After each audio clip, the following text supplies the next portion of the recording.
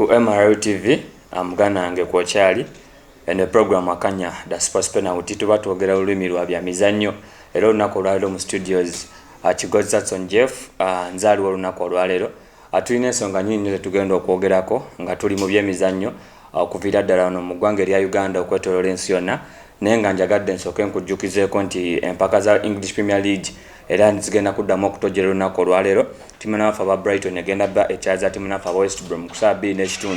wali ku American Express Stadium amakaga banafu aba Brighton ate Burnley ku Turf Moor egenda bba ekyaza ttiimu n'abafu aba Tottenham Hotspur ku ssaawa zigenda bbeera 5 ez'ekiro. Njagadde ntandikireko mu mpaka za Formula 1 ezabaddeyo mu weekend twalabye nga Lewis Hamilton yasobodde okuba nga awangula empaka za Portuguese Grand Prix naweza Grand Prix 92 okuva lwe yatandika okuba nga avuga omotoka buno obutono oba Formula 1 era nasobola okuba nga amenya record y'omusajja oli Omugerman Michael Schumacher yali yasobola okuteekawo nga alina Grand Prix 91 nolwekyo Lewis Hamilton yeewunyiza nnyo era yagambye nti kyekintu kyabadde tasuubira kukola okumenya record y'omusajja oli omuzira ffenna gwe tujjukira obulungi Michael Schumacher. Pasiko Michael Schumacher yakola statement n'agamba nti yalowooza era amanyi nti record ziriwo okumenyebwa. So Lewis Hamilton essaawa eno yakulembedde Drivers Championship ng'asinga munne bwe bavugira mu kampuni ya Mercedes Valtteri Bottas amusinga obubonero obuwerera ddala 7 era nga Mercedes bwe bakulembedde Constructors Championship wali mpaka za Formula 1. Njagadde tutandikire ku mpaka za El Clasico ezasobodde okuba nga zivayo wali mu mpaka za Spanish La Liga. Twalabye club y'abanafu aba Real Madrid nga egenda ku maka g'abanafu aba Barcelona aga Camp Nou nejjayo obubonero busatu n'omupiira ogwawedde goals azabadde 3-1. Njagadde ntunuleko ku bintu nga 2-3 benasobodde okuba nga nootinga mu mupiira guno ekisookera ddala kyekyokuba nti omusajja Sergio Ramos afuuse ensonga si ku club ya Madrid yokka bula mu ggwanga erya Spain beyasobodde okuba nga ateeba goal ey'e9-9 mu mujozi ga club y'abanafu aba Real Madrid nasobola n'okuba nga ayamba Real Madrid okuba nga bangudde omupiira guno goals 3-1. Bw'otunuulira enziruka ya Ramos n'engeri obedda gy'atayizamu omusajja Lionel Andres Messi da Pulga Costini agamba nti ebbanga lyamaze nga asamba naye mu mpaka za Spanish La Liga. Jjukira Ramos tasambirangako kilabu ndala yonna yonna oba mu ggwanga eddala yatandikira mu kilabu y'abanafu aba Sevilla gye yava ne yegatta ku kilabu y'abanafu aba Real Madrid. So amaze ebbanga nga yeetegereza nnyo omusajja Lionel Andres Messi era osobola okulaba nti Messi obwedda asambira mabega nnyo nga ekyoto akirekedde Ansu Fati bebagezako kunoonya goal Philippe Coutinho Frank de Jong bebali awo makati Messi naye we yabadde so yakoze nnyo okukima omupiira nga Sergio Ramos ne Rafael Varane babadde bamulemeseza okufuna akawenda abakubira omupiira okwata akatimba. Ensonga endala njagadde ntunde ku musajja Luka Modric enzaala y'eggwanga erya Croatia captain oyo atwamulabye nga bwe yayingiddemu zabadde dakika nga ya 7 naye engeri gye yaboosinze mu midfield ndowooza Real Madrid eno erina abasajja erina quality y'abasajja nti Luka Modric tumumanyi ffenna naddala emyaka gy'aliko emyaka 33 takyasobola kuba mupiira ddakiika 9 so omutenesi Zinedine Zidane bw'abanga muleesemu eddakiika 7 twamulabye yakoledde ddala nno omulimu ogw'amaanyi amukuba paasi ezo ennungi zetumumanyiko ffenna zetwasinga omumanyirako ez'ekibaliya n'afisaawo n'obudde n'ateeba gooli yabadde ensufu ekyayogeza nakati abantu ebikankana naddala abagizi ba Real Madrid beyasobodde okukanga goalkeeper Neto wa club ya Barcelona nakuba omupiira ne gwesolosa akatimba Madrid nesobola okuba nga ewangula omupiira goals 3-1. Andowooza Zinedine Zidane omutendesi wa club y'abanafu aba Real Madrid yamaze dda okuba nga asekiwalinga omulimu. Jjukira nti club ya Cadiz bwe yamukuba omupiira mu Spanish La Liga goal yali emu ku bwereere ne Shakhtar Donetsk nemukwata mu mpaka za UEFA Champions League nemugunda omupiira ku maka gaabwe bakyaliza essayino aga Alfredo De Stefano. Abakungu ba Real Madrid nga bakulembeddwa mu president Florentino Perez era muwadde emipiira 2 gyokka nga muwadde omupiira gwa El Clasico nga bagenda samba Barcelona kwawe nga gasezeko n'omupiira gwa Borussia Mönchengladbach era gwe bagenda gukima kwawe mu ggwanga erya Germany. Nze ndowooza Mönchengladbach ne bw'enaaba ekubye Madrid kisasuubira nti kinaaba kintu kyangu obanga Madrid enaaba ejjayo maliri. Of course omutenesi Zinedine Zidane ekyokubanga yasobodde okubanga awangula empaka za El Clasico ate nga Barcelona agikubidde ku Camp Nou ndowooza omulimu gwajjaba gusigaza ate neyeyongera okubanga ateeka Madrid mu kifo ekyokubiri nga bali akabonero kamu kokka emabega ga club y'abanafu aba Real Sociedad abakulembedde ekimeza wali mu mpaka za Spanish La Liga. Ndowooza kakati Zinedine Zidane pressure yamuvuddeko of course kubanga fena tukimanyi nti club ya Real Madrid eno yebesinga pressure esinga nnyo mu Real Madrid. Tujjukira ebigambo by'omusajja Mesut Ozil bwe yagamba nti bwe yabeerera mu Madrid nga tanaba kwegatta ku club y'abanafu aba Arsenal mu mwaka gwa 2014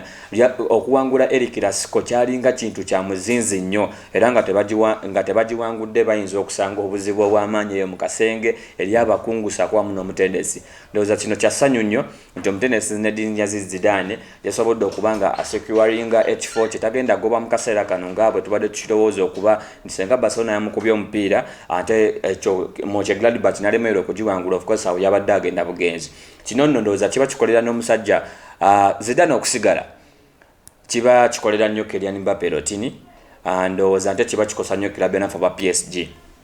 kubanga bw'otunuulira ababiri bano nti Kylian Mbappé akyaganya okusayininga endagaano club ya PSG nga agamba ayagala kutendekebwako Omufalansa munne Zinedine Zidane. Nze ndowooza singa Madrid ekola ensobi n'okuba Zinedine Zidane n'emusikiza omusajja Raúl González oba Mauricio Pochettino abatalina nnyo nkolegana y'amaanyi n'omusajja oli Kylian Mbappé, nze ndowooza Mbappé ayinza okwagala okugaana okwegatta ku Real Madrid lwansonga waliwo ensonga ebintu ebigatta ebireetera abazanyi abamu okwegatta ku clubs ez'enjawulo baba batendesi nkolegana yaabwe nabatendesi. So nze ndowooza omusajja ono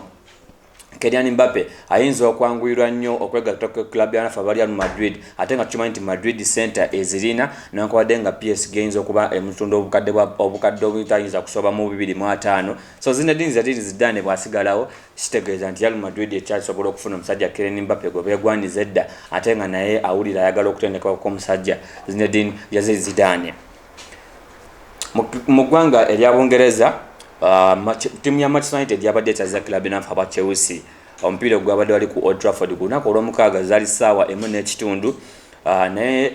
nalaba nnyo omutendesi Ole Gunnar Solskjaer ono ali mu mitambo gya club ya Manchester United nga yeekwasa nnyo nti ttiimu ye egenda kubanga ezannya mu mpaka za UEFA Champions League. Naye ekibuuzo kyokka kye nnyinza okumubuuza Ole Gunnar Solskjaer ne mu kaseera kano nti weesibye nnyo ku Champions League naye ogenda kumuwangula. Babadde bamaze okuba club yanafu aba Paris Saint-Germain mu kibuga Paris mu ggwanga lya France omupiira gwe gujjukira bulungi nnyo gwe bakima goals 2-1 nga balina okuzaako club yanafe aba Chelsea ate jjukira nti ku weekend ekibanyi kigenda bba kigwa n'amenvu Man U ng'etunga ne banafe aba Arsenal. So ku lwange ndaba nga Ole Gunnar Solskjaer yeesibye nnyo ku mpaka za UEFA Champions League ate zatasobola kubanga awangulawo oba oliawo kubanga natunulidde nnyo ekyokuleka omusambi Donovan Beek ku ntebe fenna gwe tubadde tumanyi nti omutindo gwe gubadde gugenza mu maaso n'okubanga si mubi okuva lwegatta ku club eno ng'ava mu club ya Ajax Amsterdam. Nathan Southgate, McTominay mu makkati awo ne Joan Mata ne Bruno Fernandes agate abadde mabi of course naye nze ndowooza kyabuzeemu Solskjaer ono ayagala nnyo ozanyira ku kintu kye tuyita ekikwate. Njagadde antunuleko ku goalkeeper wa Chelsea ono Eduardo Mendy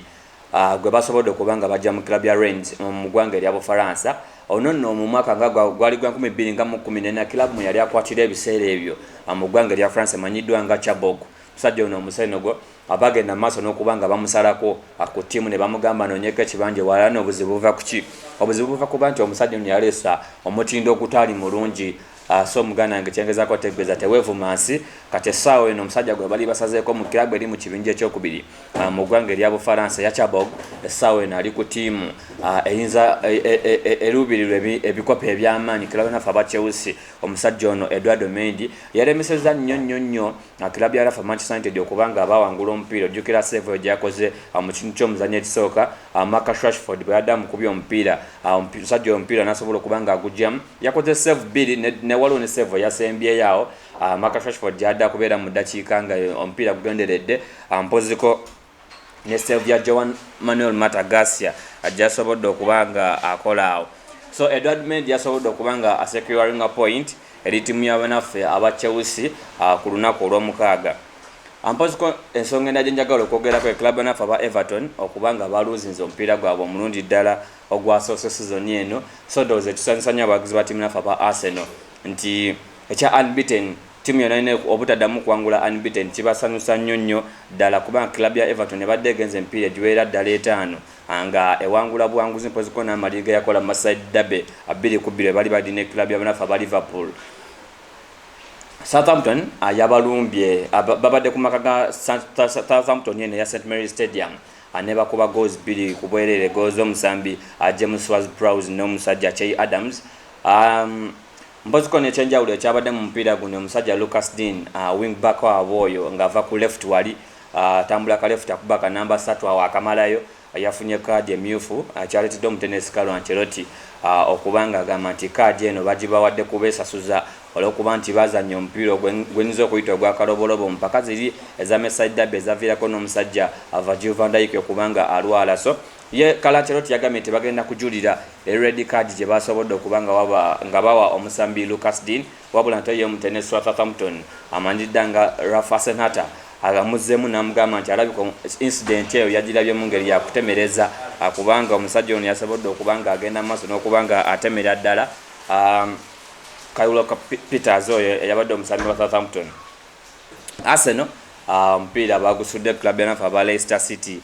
gwabadde goal emu ku bwerere, goal y'omusambi Jamie Vardy mu dakiika ey'ensanvu Jamie Vardy yavudde nno ku ntebe ng'ayingira mu namba ya Harvey Barnes. Jukira nti Harvey Barnes yabadde asoose yawo, Jamie Vardy abadde mu kosefu wabula ekyenjawulo ekiriwo nti Jamie Vardy yawuzezza goal 11 mu mipiira 12 gyasobodde okubanga azanya ne club yanafe aba Arsenal. Mpoziko tekasobodde okulaba mu mupiira guno nti Arsenal ebulamu omuteebi oba kaŋŋamba omulumbi gwe tuyinza oyita creative midfielder. Wano nno wekireetera ebibuuzo bingi nnyo eri omutenesi wa Arsenal Mikel Arteta ekyokutuuza oba ekyokusalako omusajja Mesut Ozil enzaalo y'eggwanga erya Germany kubanga Ozil ffenna tumumanyi nti mulungi nnyo mukuba passes ezimaliriza naddala ezabuluza ekisenge omusajja n'asobola okubanga receiving omupiira n'aguteeka mu katimba. Twalabye Dani Ceballos yeyabadde mu makkati awo ne Thomas Partey wamu n'omusajja Granit Xhaka ne Dani Ceballos ffenna tumanyi ekirungi kyazanya nti azanya nnyo ekintu kyekiyinza okuyita basic oba normal play nti ng'oggyeko okuba nti midfielder okwatiridde omupiira ne mugupossessinga ne mugugaba of course Arsenal yapossessinga omupiira okuviira ddala ku ddakiika eyesoose apaka ku ddakiika ey'ekyenda ne twabuliddwa okulaba ekintu ekyenjawulo Dani Ceballos kyasobola okubanga akola ng'ali mu makati g'abanafu aba Arsenal. Kino kikuzeeyo ku Arsenal okubanga ekyetaaga omusajja wa Olympic Lyon gwe bayita Hosem Owal gwe bali babagamba okugula obukadde bwa pound 50 mu transfer window gye tubali twakakuba emabega ebadde yakagalawo mu mwezi ogw'omwenda. So Arsenal bakyalina okutereezaamu nnyo mu creative midfielder ate nga jjukira nti omusajja Mesut Ozil yekirabika tajja kuzibwa ku ttiimu eno naddala lwakuba nti yagaana okusalako omusaala gwe wali mu kaseera kali aka coronavirus bwe yatawanyiza nnyo ebyensimbi mu ggwanga erya Bungereza. Jjukira nti Mesut Ozil afuna emitwalo gya pound 35 buli wiiki. Alexander Lacazette ndooza kano ke kaseera ke asobole okubanga yabulira timu nafe aba Arsenal twamulabye ng'anaaba emikisa gy'abadde 3 waliwo n'omukisa Kelantiane gwe yasobodde okubanga amuwa ng'atapinga butapinzi mupiira mu katimba wabula ndooza Arsenal nayo kigyetaagisa okufunayo striker gwe tugamba nti alina ennyota. Kino kituuzayo ku musajja oli wa Celtic gwe bayita Odison Eduardo timu yafe aba Arsenal gwerowoozaako okubanga egula. Mboziko Alexander Lacazette ono era sikyanenya mutenesi Mikel Arteta okubanga ebiseera ebisinga aleeta Edward Nketiah gwe tuyinza okulaba nti musaayi muto ayinza okubanga talina nnyo experience naye Alexander Lacazette kirabika omutindo gwe si mulungi nnyo era nga kaseera timu ya Arsenal ebanga erina ebiruubirirwa byeyagala oba okuwangula ku bikopo eby'amaanyi erina okweggyako abantu ng'abo. Arsenal twagirabye nga eyayimiridde bulungi nnyo okuviira ddala emabega. Jjukira nti ekisenge kino kyabaddemu omusajja Gabriel Magalhaes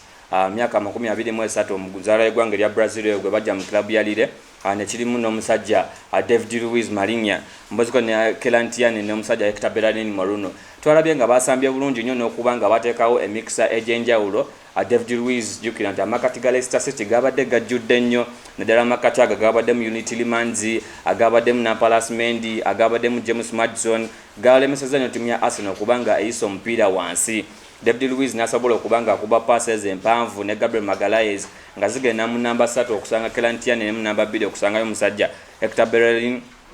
Moreno. Naye twalabye nti abasajja bano balabise bulungi nnyo okuviira ddala emabega n'empoziko Arsenal we baluzingiddemu awo mu ddakiika ng'ensamu-etaano omusajja Jamie Vardy wano David Luiz yalwaliddemu ne baleetamu omusajja Shkodran Mustafi n'alema okubanga yalemaganya okubanga akwatagana bulungi ne seta back munne Gabriel Magalhaes kuba twalabye goal eno Magalhaes yasobodde okubanga atunnyonnyola nti yayogedde n'agamba Scotland Mustafi abeere ng'addukira mu kibangirizi Jamie Vardy we yandibadde ng'addukira asobole okuba ng'atomera omupiira mu katimba wabula Magalhaes ate kyamulemye okukola okumaliriza ng'omupiira Jamie Vardy agutomedde ne gukwata akatimba. Kino kyalengedde okuba nga kiteeka Arsenal mu kifo eky'okkumi ku bubonero 9 nga kilabu yanafu aba Everton ekulembedde ebasinga obubonero bonna bulambirira. Mpoziko ekyenjawulo ekiriwo nti temweraliikirira nnyo kubanga liigi ekyali twakazanyako emipiira 6 gyokka okujjako kilabu ya Man U ne Manchester City abakazanyako emipiira 5 so wakyaliwo emipiira 32 era tetunagaba kikopo tetunaba kubanga tuzaayo ttiimu yonna okujjako amaanyi fa naddala abagoberere by'emizannyo kilabu yabanafu aba Fulham eri wansi omutene Scott Parker yo eyinza okuba nga eddayo essaawa yonna yonnajjukira nti kilabu yanafu aba Crystal Palace yasobodde nga okuba nga egikwata negikuba goals 2-1 so Fulham tenafuna buwanguzi bonna season eno okujjako okuba nga ekola bukozi maliri mu mpaka z'abanafu eza English Premier League. Abonto mwenjagadde okuba nga menyamu a weekend eyabaddeyo mu mpaka z'abanafu eza Bungereza eza English Premier League ne weekend tulina empaka za UEFA Champions League olunaku lugenda kuba lwakubiri n'olunaku olwokusatu wamu n'olunaku olwokuna njogera ku bikopo ebya Bulaaya Europa League Arsenal egenda kuba nga ekomawo mu nsiike naye njagadde tuveeko mu bulango bw'okambaffe katini nnyo ate ovaako Marawi TV katukomewo.